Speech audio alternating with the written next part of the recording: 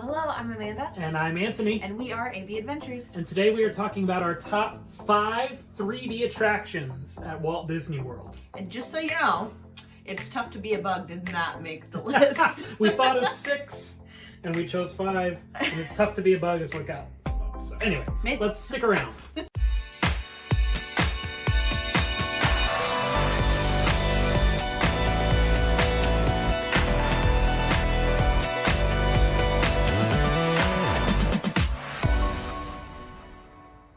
All right, welcome back, guys. Like we said, we are going to be going through our top 5 3D attractions, and this is going to include anything where you have to wear 3D glasses. So that can be a ride or a show, or a ride or a show.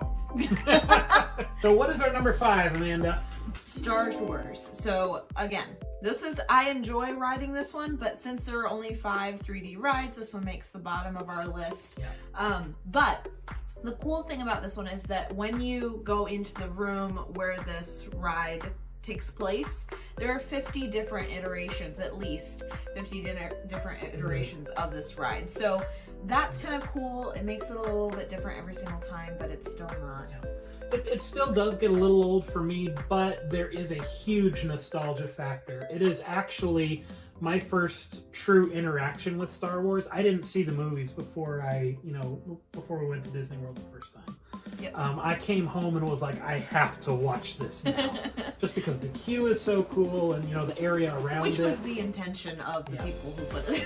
But even the 3D ride, it's a great simulator, and, enough to make our top 5 over Tough to Be a Bug. Number 4 is Muppet Vision. It's an amazing show, put on by the Muppets, of course, the Jim Henson's Muppets. So the idea behind Muppet Vision is that it's supposed to be this fully immersive and interactive experience that the Muppets are putting on for you. And so, it's got all of the 3D gags that you would expect, but it's got that Muppet humor in there too, which I just absolutely love. There's parts to it too where they're live action, like an actor or two, and then there's some puppets up in the, not puppets, animatronics up in the wing. Yeah. So you see like things that are actually like interactive with you and everything, but then there's the 3D on the screen. So that makes it fun, but it's a show style, like you're in a theater. All right, guys. Number 3. This next one is a little bit newer. It came out in I think 2012 or 2013, because it was like brand new when my family went in 2013. And so that would be PhilharMagic. And who's PhilharMagic? Mickey's. Mickey's PhilharMagic. Mickey's PhilharMagic. But this one is just it's basically like a, kind of feels a little bit like Fantasia, like just a tiny bit, but then it's basically a tour kind of through all the different animated movies. Yes. Mickey's conducting an orchestra, and then Donald kind of ruins everything and takes off through this magical world to tour all the animation, and you get to be a part of it through the 3D experience. So again, it's kind of a theater show. You are sitting in a theater. But it's a lot of fun. It's so great to me for multiple reasons. It highlights the Disney Renaissance movies. It highlights the music. It's wide screen, like, so the screen kind of encompasses you. Yeah, it opens up. It starts out small and then it opens. Sorry, that was a spoiler. But that the smells are really great in there. They incorporate the pie, and it's just it's. And there's a very strong Sorcerer's Apprentice element to it, and that's just my favorite Mickey. So you've heard it before, you'll hear it again.